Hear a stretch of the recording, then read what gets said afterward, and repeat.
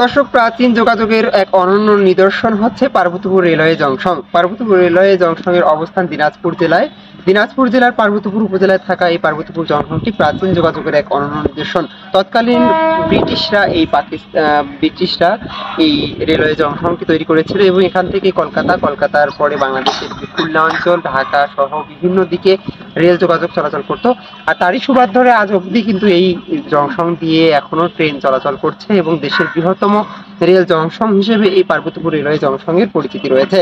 প্রাচীন হওয়ায় এই জংশনের স্থাপন শৈলী, এখানকার ডিজাইন, নকশা সবকিছু কিন্তু প্রাচীন ভাবেই রয়ে গেছে এখনো।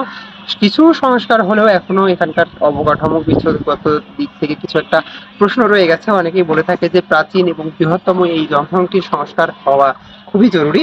এখানে থাকা ভবন থেকে শুরু করে এখানকার সিগন্যাল, অন্য অন্য দিক সবকিছুতেই একটু আধুনিকায়ন হওয়া জরুরি বলেও মনে করেন নেটিজেনরা। বিগত কয়েক বছরে বাংলাদেশ রেলওয়ে চোখ ধাঁধানো উন্নয়ন সাফল্য নজরে এসেছে। বাংলাদেশে নতুন নতুন রুটে ট্রেন চলাচল চালু হয়েছে। অনেক জায়গায় হয়েছে নতুন নতুন স্টেশন করা হয়েছে, নতুন নতুন কোচের সংযোজন নিয়ে আসা হয়েছে, লোকোমোটিভ থেকে শুরু করে কোচ।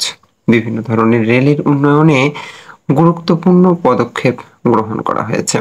সম্প্রতি বাংলাদেশে এখনো নতুন নতুন রুট চালু করা হচ্ছে রেলের।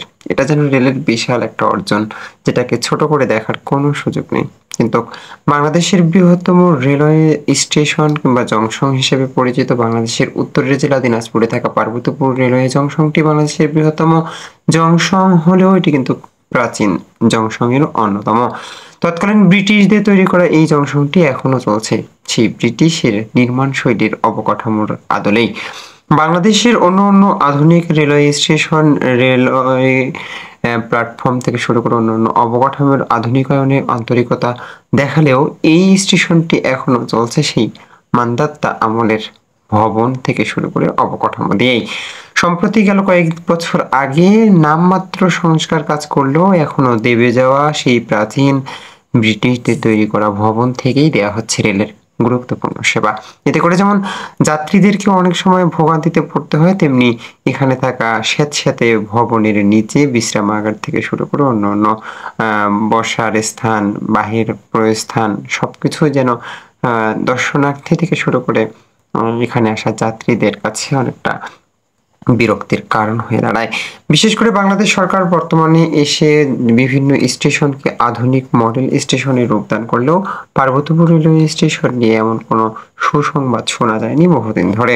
মাঝখানে একবার গুজব উঠলেও পরবর্তীতে সেই গুজব যেন ভেস্তে গিয়েছে অজানা কারণে। সম্প্রতি সময়ে এখনো বাংলাদেশের সবচেয়ে সচল এবং চলাচলকারী বর্তমানে আন্তর্জাতিক রোড হিসেবে ব্যবহার হওয়া পার্বতীপুর রেলওয়ে স্টেশনের অবকাঠামো দেখলে অনেকেই নাক ছিটকে বলে এটাই নাকি বাংলাদেশের প্রাচীন রেলওয়ে স্টেশন। রেলওয়ে স্টেশনটি বৃহৎ আকারে হলেও এখানকার অবকাঠামো নিয়ে প্রশ্ন থাকে সব সময়।